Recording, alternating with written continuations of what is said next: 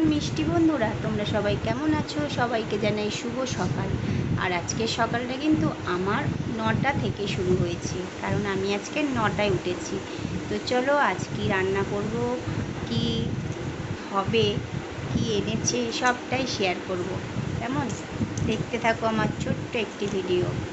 বাজার চলে এলো আম আর গন্ধরাজ লেবু, পটল, করলা, চিচিঙ্গে, ভেন্ডি, বরবটি, কুমড়ো, বেগুন আর ধনেপাতা। সঙ্গে এলো গিমে শাক। এইটা কিন্তু দাদা তিতো খেতে ভীষণ পছন্দ করে।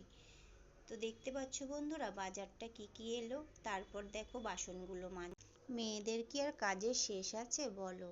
তো দেখো এক গাদা বাসন ছিল, সেই বাসনগুলো মাজা হয়ে গেল। আর বেসিনে আছে মাছ, সেগুলো আবার ধুতে হবে। চলো চটপট রান্নার জোগাড়টা শেষ।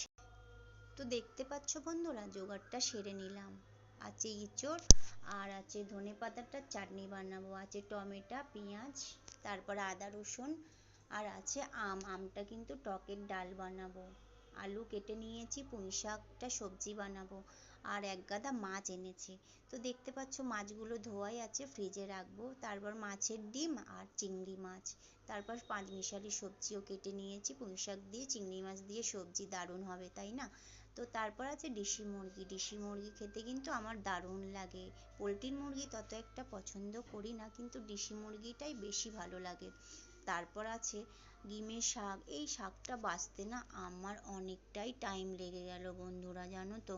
শুধু দাদা শাক আনবে, আমার কিন্তু একদমই ভালো লাগে না, কিন্তু দাদা খুব ভালো পছন্দ করে। তার জন্য ওর পছন্দের জিনিসগুলো আনলে তো করতেই হবে, তাই না বলো?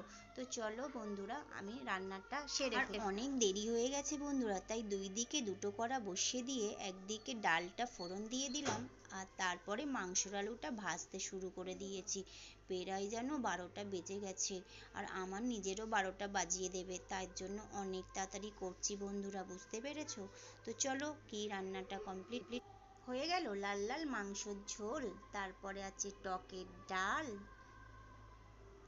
ডাল আর সবজি আর ভাত আর চাটনি।